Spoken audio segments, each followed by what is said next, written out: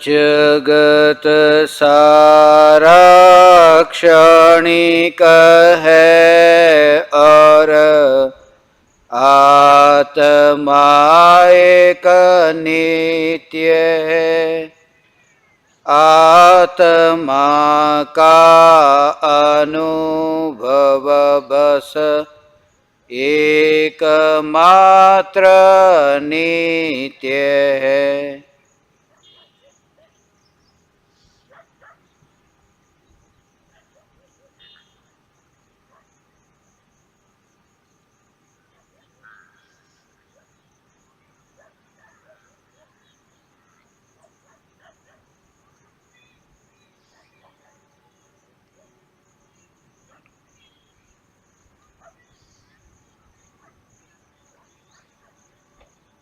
चैतन्य स्वभावी भगवान आत्मा अनादि अनंत शुद्ध चैतन्य मात्र है, ज्ञान मात्र है। मैं शुद्ध चैतन्य मात्र, ज्ञान मात्र भगवान आत्मा हूँ। त्रिकाल शुद्ध चैतन्य परमात्मा हूँ। अनंत गुणाधिपति, एक ज्ञायक देव हूँ। अगणित ज्ञेयों के प्रतिबिंबों से अप्रभावित ज्ञान पर्यायों में एक समय के लिए भी नहीं मिलने वाला, एक समय के लिए भी नहीं सिकुड़ने वाला त्रिकाल ध्रुव चैतन्य सत्ता मात्र भगवान आत्मा हूँ।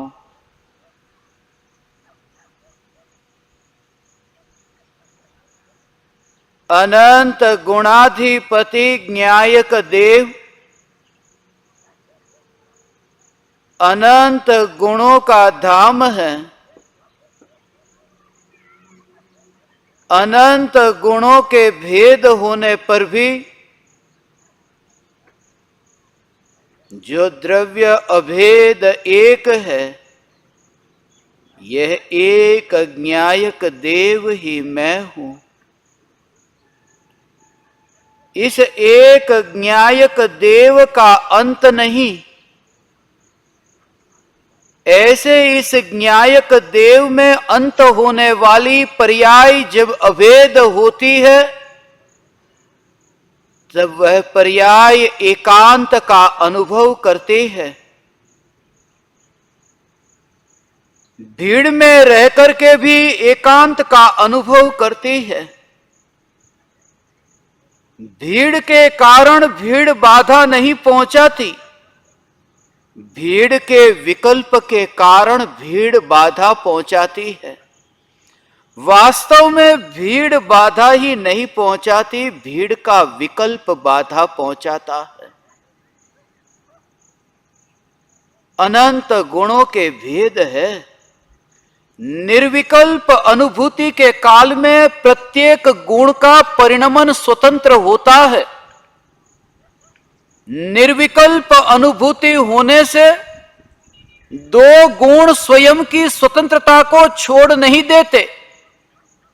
प्रत्येक गुण अपने अपने में रह करके अपनी अपनी योग्यता अनुसार परिणमित होता है।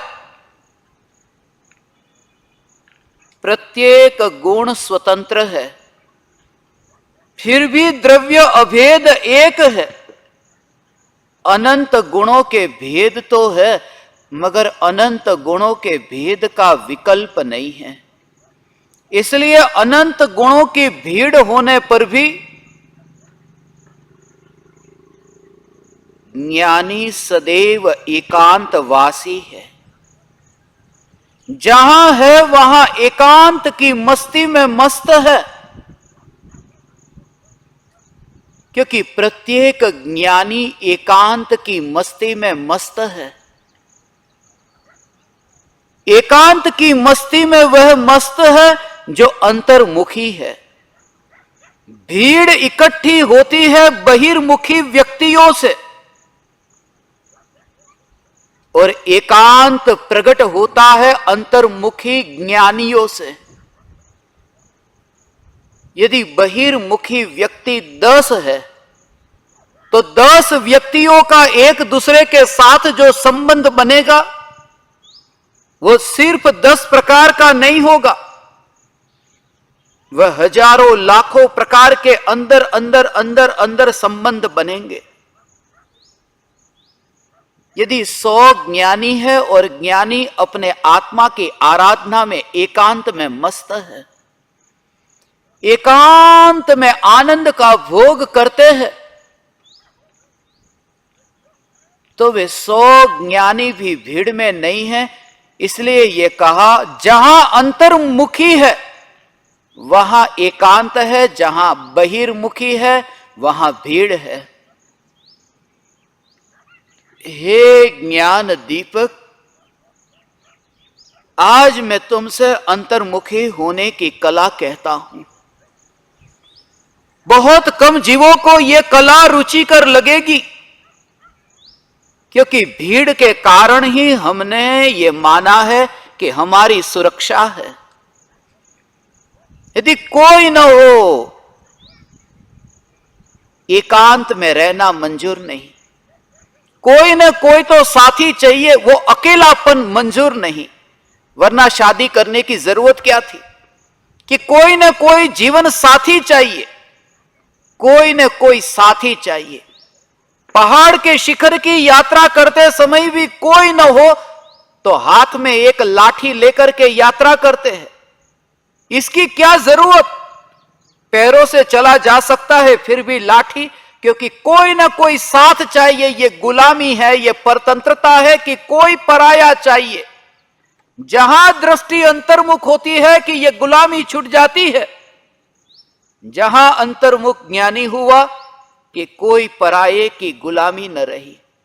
इसलिए जब तुम अंधेरे में रात को रास्ते से गुजरते हो और उस रास्ते पर तुम्हारे अलावा और कोई भी नहीं, तुम्हें डर सताता है, तुम भयभीत होते हो,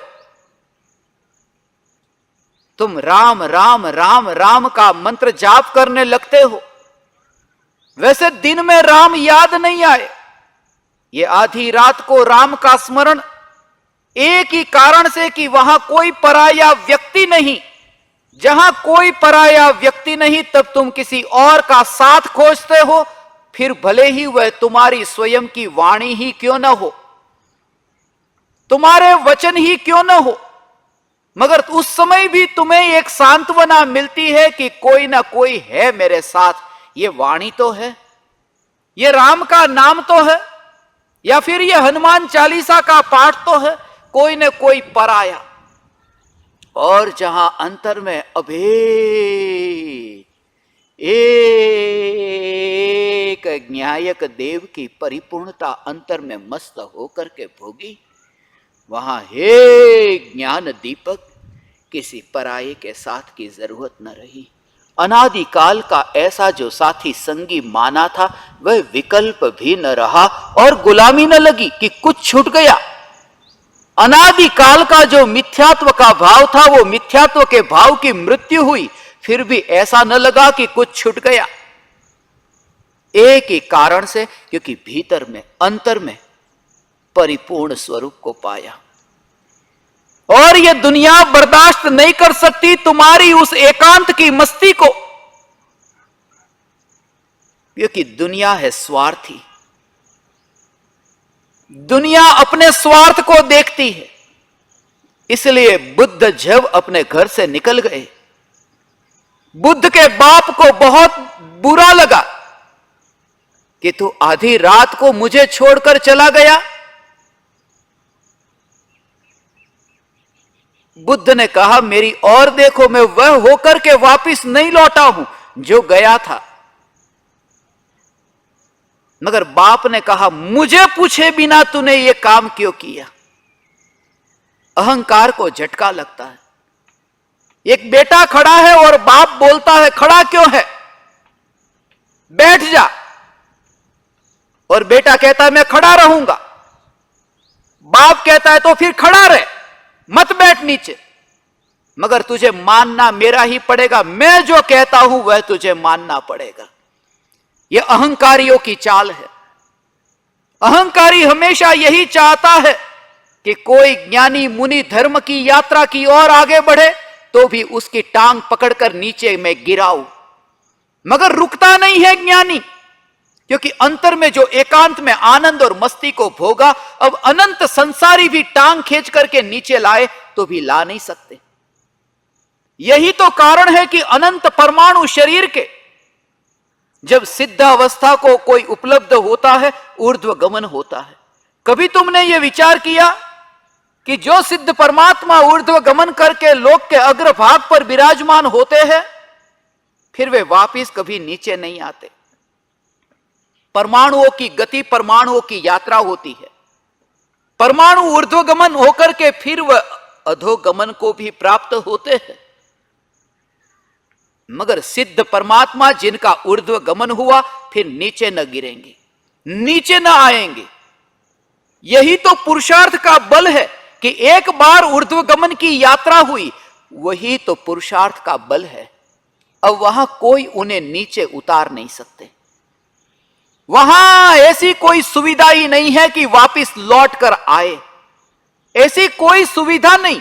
सिद्ध भगवान ऊर्ध्वलोक से मध्यलोक में नीचे नहीं आते, कोई सुविधा ही नहीं है। यात्रा आगे की ओर होती है। अब दूध में से दही, छाछ, मक्खन, घी, बस यहां तक की यात्रा हुई। अब उस घी को तुम दूध तक नहीं ला सकते, उस घी को तुम मक्खन तक नहीं ला सकते, दूध तक लाना तो बहुत दूर है। सिद्ध अवस्था को उपलब्ध हुए उन्हें तुम मध्य लोक में नहीं ला सकते, ये तो बहुत दूर है। तुम उन्हें सिद्ध शिला तक भी नहीं ला सकते, वे लोक के अग्रभाग पर सिद्ध शिला के ऊपर विराजमान हुए। यही तो पुरुषार्थ का परिणाम है। क्षणिक के बोध के बल पर और नित्य की अनुभूति की दृढ़ता के बल पर फिर वह यात्रा एकाकी यात्रा है। यह वन वे है। यहां जा तो सकते हैं मगर वापिस आ नहीं सकते। ये लोक के अग्रभाग पर जा सकते हैं मगर वहां से वापिस आने का कोई उपाय नहीं। मति श्रुत ज्ञान से केवल ज्ञान की यात्रा तो होती है, मगर केवल ज्ञान से फिर मति श्रुत ज्ञान पर आने का कोई उपाय नहीं। यह यात्रा है। सिद्धों की यात्रा लोक के अग्रभाग की हो, अरिहंतों की यात्रा केवल ज्ञान की हो, मगर जो यात्रा आगे की ओर हुई, अब फिर वो वापिस लौट करके नीचे नहीं होती। यही तो पुरुषार्थ का बल है। और सिर्फ सिद्ध परमात्मा और अरिहंत परमात्मा ही नहीं, मुनिराज की भी वही दशा है। इसलिए तो मुनिराज भी घर का त्याग करके वन विहारी होते हैं कि लाओ मैं 2-4 दिन के लिए वन की यात्रा करूं। मगर यह पहाड़ का शिखर कोई हिल स्टेशन तो नहीं कि जहां घूम करके फिर 2-4 दिन टहल करके फिर उस काजल ग्रह में फिर प्रवेश करें। मुनि धर्म तो यह कि बस अब घर से निकला ये मुर्दा, अब उस घर में वापिस लौटने का कोई उपाय नहीं। ये यात्रा हुई अब तो अनंत सिद्धों की ओर। जैसे सिद्ध परमात्मा मध्यलोक में नहीं आते, जैसे अरिहंत परमात्मा केवल ज्ञानी से मति ज्ञानी नहीं होते, ऐसे ही वन विहारी मुनिराज फिर गृहस्थ नहीं होते, क्योंकि ये यात्रा आगे की यात्रा है। और रागी संसारी जन तुम्हारी इस एकांत की यात्रा को बर्दाश्त न कर सकेंगे। इसी में तो अपूर्व अनंत पुरुषार्थ है। सभी यही कहेंगे पंच बालयती हुए, क्या उनके माता पिता ने यह नहीं कहा होगा कि बेटा तू शादी कर ले? अक्सर मां बाप ने बच्चों को वही शिक्षा दी जो खुद ने किया। इसलिए तो बच्चा अभी जवान भी नहीं हुआ कि मां बाप की नजर लड़कियों पर होती है कि कौन से घर में कौन लड़की पैदा हुई, बड़ी होगी कि मेरे लड़के से शादी करा दूं। जिंदगी भर जो स्वयं ने किया, बच्चों के लिए भी वही कल्पना, और बर्दाश्त नहीं कर सकते। यदि बेटा दुकान खोल करके बैठ जाए और दिन भर आरंभ परिग्रह समारंभ इकट्ठा करके वह बेटा पाप की प्रवृत्ति चलाए तो बाप को मंजूर है। मगर यदि बेटा मुनि धर्म की यात्रा करे और वन विहारी संत हो, वन विहारी संत होकर के लोक के अग्रभाग पर सिद्ध शिला पर विराजमान होता हो, वह बर्दाश्त नहीं होता। मगर दुकान पर जाकर के वो नरक में जाए, वो बर्दाश्त होता है। ऐसे बाप को मैं स्वार्थी कहता हूं। यह कोई धार्मिक नहीं। धर्म का अर्थ है कि तुमने यदि धर्म को कुछ अंशों में भी समझा हो, बस सहभागी बनो, एकांत में सहभागी बनो। एकांत का जो वास करता है, ऐसे ज्ञानियों के संग में बैठ करके तुम भी उस एकांत का अनुभव करो। अहंकार की पकड़ नहीं, एकांत। वन विहारी मुनिराज एकांत विहारी संत है। हे ज्ञान दीपक, यही तो प्रीति है। हे ज्ञान दीपक, तुम्हारी मेरे प्रति जो प्रीति है, इस प्रीति को तुम सच्चे रूप में निभाना। प्रीति का अर्थ है कि जो सामने वाले व्यक्ति की सीमा का उल्लंघन न करे। इसलिए मैंने कहा कि जब मैं वन विहारी मुनि हूं और मैं एकांत में ध्यान में लीन हूं, तो मेरा ध्यान भंग तो नहीं कर सकते, मगर कम से कम इतना करना, यदि तुमने एक पल के लिए भी अपने हृदय से मुझे चाहा है, तो बस दूर बैठ करके चुपचाप मौन में मौन हो जाना। छेड़खानी मत करना कि सर्दी लगती है, गर्मी लगती है, भूख प्यास लगी है। नहीं, उस समय तो मौन का अनुभव करना। और इस मौन का जो मैं अनुभव करता हूं, मैं स्वयं को ही ये पाता हूं। मैंने स्वयं ही ये अनुभव किया, मैंने स्वयं ही ये जाना। ऐसा अपूर्व आनंद मैंने अपने जीवन में कभी नहीं भोगा। ऐसा अपूर्व आनंद मैंने अपने जीवन में कभी नहीं जाना। हे ज्ञान दीपक, एकांत, भक्ति, वात्सल्य, प्रेम का अर्थ यह नहीं कि अहंकार और अधिकार जमाना। प्रेम और वात्सल्य का अर्थ है कि सामने वाले की सीमा का उल्लंघन न करना, सामने वाले के लिए रास्ते का कांटा न बनना। प्रेम का अर्थ सिर्फ इतना है कि जो तुमसे हो रहा है हमसे नहीं होता, ये स्वीकार करते हैं, भावना भाते हैं, हम कब ऐसे होंगे। इसलिए मुनि होते सम्यक दृष्टि ज्ञानी को कभी रोकने का अपराध मत करना, उस राग पर हथौड़ा मारना। मगर कब मारोगे तुम हथौड़ा? जब तुम्हें वह राग अपने स्वरूप से न्यारा दिखे। यदि राग स्वरूप ही तुमने अपने को माना हो, फिर तुम उस राग से नाता कैसे तोड़ोगे भगवान? हे ज्ञान दीपक, यह बहुत अल्प काल है, अल्प जीवन है। अल्प जीवन के लिए, अल्प समय के लिए मैं अभी आपके संग में यहां हूं। इसलिए ये हृदय में जब तुम्हारे प्रति ऐसी भावना और करुणा जगती है, समय मिलता है, मैं पूरी कोशिश करता हूं कि भाव आया, संयोग हुआ, मैं पूरी कोशिश करता हूं कि तुम्हारे संग में जितना हो सके सत्संग हो। मगर मैं तुम्हें बार बार जगाना चाहता हूं कि एकांत का, एकांत का, एकांत का तुम अनुभव करो, तभी तुम आनंद को उपलब्ध होगे। और जो भी व्यक्ति जितना भीतर में अंतर में एकाग्र होता है, वह व्यक्ति स्वयं को एकांत में अनुभव करने लगता है। जैसी तुम्हारी यात्रा अंतर्मुखी होगी कि फिर तुम बस में बैठे हो, ट्रेन में बैठे हो, विमान में बैठे हो, तुम्हें लगेगा कि तुम एकांत में हो, वहां कोई और नहीं है। तब तुम्हें लगेगा कि पहले जो तुम्हें भीड़ दिखाई देती थी, वह भीड़ भी भीड़ के कारण नहीं, वह भी तुम्हारी बहिर्मुखी दृष्टि के कारण।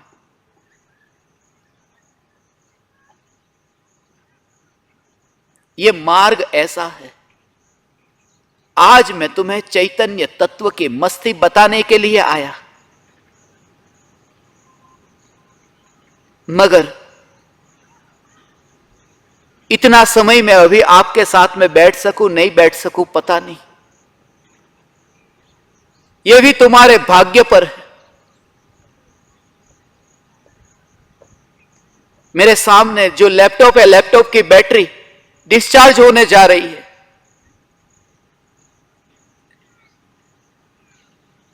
यदि तुम्हारे भाग्य में है तो मैं कोशिश करता हूं।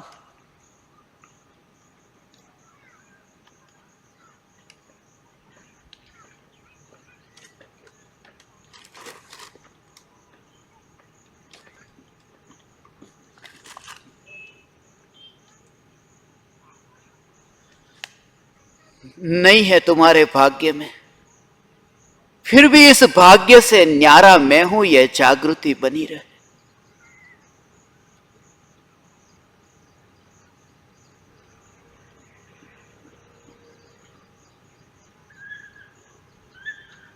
इस जगह पर मैं बैठा,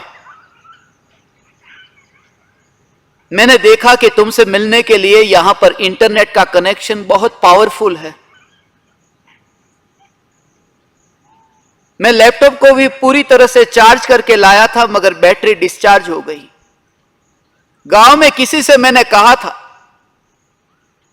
कि थोड़ी देर के लिए चार्जिंग के लिए मुझे अवसर दे, चार्जिंग करके लाया, सब कुछ लेकर के आया, यहां तक कि एक एक्स्ट्रा पावर बैंक मैं आपके लिए लेकर आया।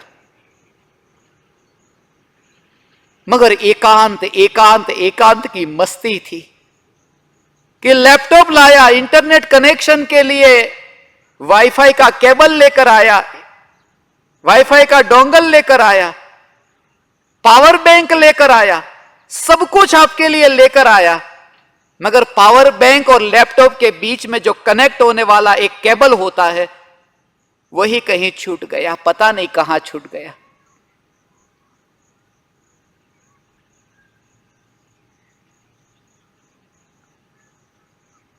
इसलिए अभी मैं स्वयं अनुभव करता हूं भगवान, आनंद भोगता हूं उसमें भी, और तुम भी आनंद भोगना कि ये भी क्या उदय है, ये भी क्या उदय है, क्या चाहा था और क्या हुआ।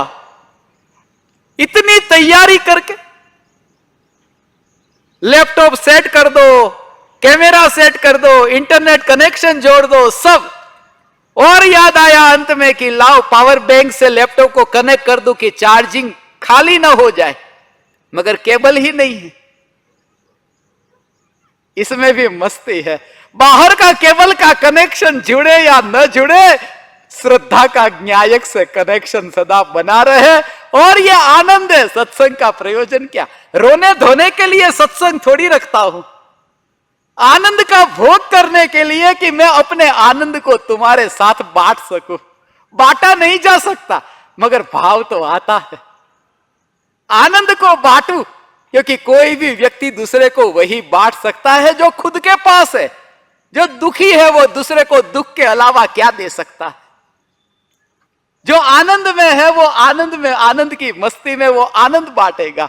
मैं इसमें भी आनंद भोगता हूं, तुम भी आनंद भोगना। ओ हो, तुम भी आनंद भोगना। थोड़ी ही देर में यह सत्संग पूर्ण हो जाएगा, फिर भी आनंद भोगना। जब कंप्यूटर की स्क्रीन पर कुछ भी ना आए, तब भी तुम जानना कि कुछ भी नहीं आ रहा है, उसको जानने वाला तो है, और पहले भी मेरी रुचि उसमें नहीं थी, जो था जो वाणी थी, वो जो दृश्य सामने आ रहा था, उस पर तो मेरा पहले भी जोर नहीं था भगवान। मैं तो अपनी आनंद की मस्ती में पहले भी था, अभी भी हूं और बाद में रहूंगा। हे ज्ञान दीपक, ज्ञेयों में रुचि नहीं, ये ज्ञेय, ये सब ज्ञेय। फिर वो ज्ञेय कंप्यूटर के सामने वो दृश्य हो, वह ज्ञेय हो, या फिर वो विकल्प के ज्ञेय हो। सदा काल ये जागृति। आज का दिन तो मुनिराज का दिन है। 28 मूलगुण का पालन छठे गुणस्थान में होता है। ओ हो। ऐसे मुनिराज भावलिंगी संत रात्रि में आहार नहीं लेते। उसके रहस्य तो कभी समय होगा, परिणाम होंगे और अनुकूलता होगी, पुण्य का उदय होगा तो ये वाणी निकलेगी। आंख से देखते हैं सूर्य की ओर, आंख से सूर्य की ओर देखा। आहार के लिए निकले, सूर्य की किरण तो आंख की ओर है, और भोजन करने का विकल्प ज्ञान की पर्याय में झलकता है। जैसे सूर्य की किरण आंख में झलकती है, दिन के समय भोजन लेते ना, रात्रि में नहीं। सुबह के काल में भोजन के लिए निकले तो सूर्य की किरण है वो आंख को, और विकल्प की तरंग आहार लेने की वह ज्ञान में झलकती हो, और ये जाने की ध्रुव ज्ञायक देव में न तो ये सूरज की किरण न विकल्प की ये तरंग, ऐसा ये ध्रुव ज्ञायक देव मैं हूं।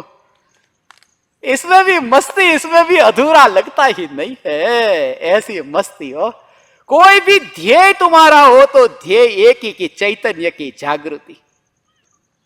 चैतन्य की जागृति, ये काम हो रहा है बस। सत्संग सुनना यदि तुम्हारा ध्येय होता, यहां से मुझे चैतन्य की पुकार करना मेरा ध्येय होता, तो मुझे थोड़ी तकलीफ होती कि अरे मैं तुम्हारे सामने चैतन्य की पुकार नहीं कर पा रहा हूं क्योंकि लैपटॉप में बैटरी नहीं है। अरे लैपटॉप ही नहीं होता, कोई चोरी करके ले जाता, अभी पता ही नहीं था, भीड़ इकट्ठी हो गई। मैं तो अपने में मस्त था, कभी ये लैपटॉप ही चला जाए, लैपटॉप का केबल क्या। मगर बोलना मेरा ध्येय नहीं है, बोलना तो बहाना है। बोलने के बहाने अंतर में आनंद को भोगना, ये मेरा ध्येय है, और ध्येय पर मेरा जोर है। साध्य कौन है? चैतन्य, चैतन्य, चैतन्य। ये वाणी तो एक और रह जाती है। इसलिए बोलना और सुनना ये अधूरा रह जाए भगवान, तो भी चैतन्य की मस्ती रहे तो पूर्णता है। वाक्य अधूरा छूट जाए उसकी चिंता मत करना। भगवान के समूह शरण में ऐसा होता है। भगवान तीर्थंकर भगवान के समूह शरण में जो वाणी सुनने गए, ऐसे ज्ञानी मुनि हो गए, और मुनि होकर के भगवान की तो दिव्य धुनी खीरती हो। कब यह प्रवचन पूरा होगा और कब मैं आत्मा के ध्यान में लीन हूं, ऐसे नहीं। वाणी सुनते सुनते ही वाणी सुनने का विकल्प ही छूट गया। वाणी सुनने का विकल्प छूटा और मैं चैतन्य परमात्मा वाणी से न्यारा, ऐसा परमात्मा का भी विकल्प छूट गया। भगवान की वाणी का तो विकल्प छूट गया, मगर भगवान की वाणी से न्यारा, वाणी के विकल्प से न्यारा मैं चैतन्य परमात्मा हूं, ऐसा विकल्प भी जहां छूट गया कि अंतर्मुख हुए। अब जिस समय अंतर्मुख हुए, निर्विकल्प अनुभूति के काल में वाणी तो छूट गई। ऐसा वाणी रहती नहीं। ऐसा है, ऐसा है भगवान, वाणी रहती नहीं। मगर फिर भी वो जो अरे भगवान की वाणी छूट जाती है, अरे वाणी सुनने का प्रयोजन तो यही था कि अंतर्मुख होकर के केवल ज्ञान प्रकट हो रहा है। जहां केवल ज्ञान प्रकट होता हो, वहां वह ज्ञानी, वहां वह मुनि पुद्गल के टकराने पर जोर देगा। हे ज्ञान दीपक, केवल ज्ञान नहीं, आत्मज्ञान प्रकट होता हो तो भी पुद्गल के टकराने पर जोर नहीं रहता। पुद्गल के टकराने पर नहीं, पुद्गल के टकराने के विकल्प पर भी जोर नहीं रहता, तब उपयोग अंतर्मुख होता है, क्योंकि उपयोग में वहां पर है ना पूरा जोर वहां पर द्रव्य पर आया। जैसे जैसे वो विकल्प का रस छूटता गया कि कैसा विकल्प, कौन सा विकल्प, विकल्प के विशेषों में जाना बंद हो गया। विकल्प से छुटकारा तब होता है, विकल्प की रुचि लेकर के विकल्प से छुटकारा नहीं होता। जब तुम चैतन्य तत्व विचार करते हो और शिकायत करते हो कि मुझे इतने विकल्प होते हैं, तो विकल्प जो होते हैं वो विकल्प को मुख्य किया। विकल्प कौन है? जड़ है। जड़ से मेरा धर्म नहीं है, जड़ से मेरा अधर्म नहीं है, जड़ से मेरा लेना देना नहीं, जड़ की ओर दृष्टि करूं तो अधर्म है। इसलिए रत्नत्रय धर्म को उपलब्ध सम्यक दृष्टि ज्ञानी धर्मात्मा कहा न, सम्यक दृष्टि ज्ञानी धर्मात्मा। चौथे गुणस्थान में राग का विकल्प है, मगर राग का विकल्प होने पर भी धर्मी, क्योंकि जड़ है ना राग का विकल्प, जड़ राग का विकल्प है मगर उसकी और दृष्टि नहीं है। इसलिए जड़ विकल्प भटकाता नहीं है, जड़ विकल्प की दृष्टि भटकाती है, रस नहीं। कैसे विकल्प होते हैं, उन विकल्पों के विशेषों में, विकल्पों के विशेषों में नहीं जाता। ज्ञान ज्ञान ज्ञान ज्ञान का अनुभव भगवान, ऐसा ये ज्ञान ज्ञान ज्ञान का अनुभव उसको भी वहां प्रवाह में था न, यहां कहा अंदर में आने वाला था। सिर्फ ये सत्संग का परिणाम की ऐसी दृढ़ता आई, बस ये फल मिल गया।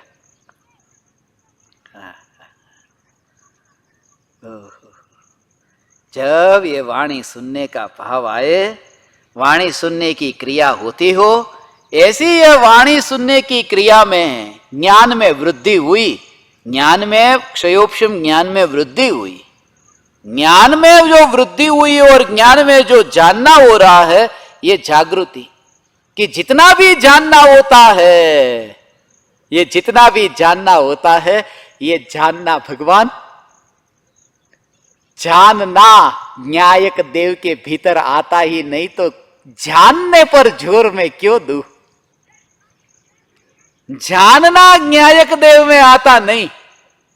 प्रति समय चैतन्य परमात्मा की जागृति, यह न्यायक देव ही मैं हूं, न्यायक देव ही मैं हूं, न्यायक देव ही मैं हूं। मस्ती मस्ती मस्ती, यदि तुम्हारा पुण्य का उदय होगा तो अभी थोड़ी देर बाद मैं आपको मिलूंगा, शाम को 7:42 पर मैं आपको मिलूंगा। यदि तुम्हारा पुण्य का उदय होगा तो होगा या नहीं? अंतर में जागृति की जिसने बांधा नहीं उसका उदय आता नहीं। मैं न्यायक देव, मैं न्यायक देव, मैं न्यायक देव।